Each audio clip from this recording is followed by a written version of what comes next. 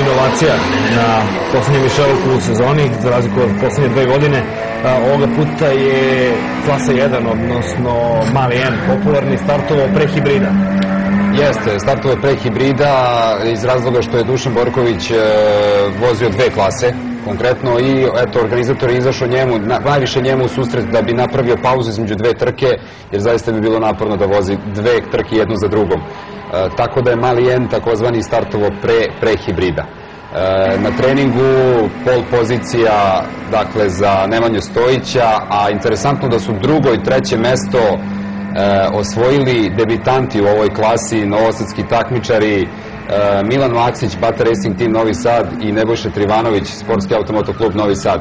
Inače, vidimo sad kadrove iz juga Đorđa Dizdara, popularnog Haubice, ovom prilikom mu se zahvaljujemo na ustupljenim snimcima, i možete vidjeti kako to izgleda iz trkačkog automobila, kako ta gužva izgleda iz perspektive vozača.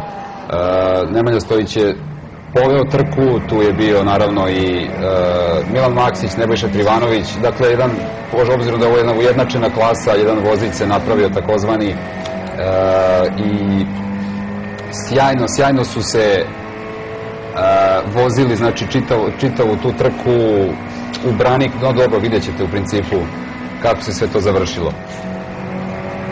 Evo još malo iz automobila Đorđa Dizdara snimka.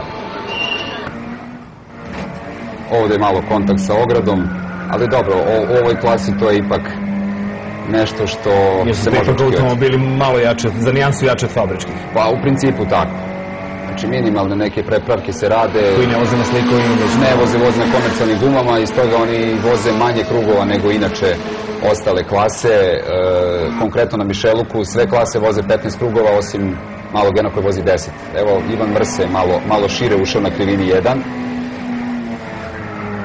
I to je Đorđe Stojiljković iskoristio da mu malo odmakne. Evo opet ovde Mrse malo na bankinu. To je trenutak dekoncentracije verovatno bio i izlazak na dugačak pravac između krivine 3 i 4. Inače, kada već spominjemo Ivana Mrse, ovde je postojala teoretska mogućnost ukoliko Ivan Mrse osvoji pol poziciju, a Nemanja Stojić kojim slučajem ne završi trku, u tom slučaju Ivan Mrse pobedi svakako poneo titulu u šampionu. Tako je, međutim, obzirom da Ivan Mrse nije osvojio pol poziciju, automatski je izgubio šanse za titulu. Ovo je, inače, evo već vidimo da je Nebojša Trivanović obišao Milana Maksića, evo još kontakata na okretnici na krivini broj 5.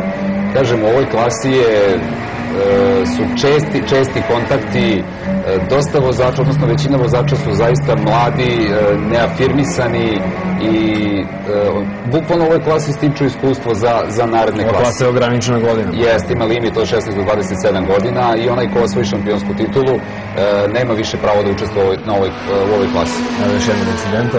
Jeste, ovde je incident gde jedan takmičar jednostavno zaustavio mu se automobil, zablokirao je menjač, nije bilo šanse da se pomeri. Drugi takmičar je naletao na njega srećom bez većih posledica. Sudije su tu odmah reagovali žutom zastavom. Evo vidimo kako se to desilo. Znači na krivini broj 8, Miloš Borovićanin ispred Đorđa Dizdara, takozvani Firung, zavetrina, i evo ga kraj trke.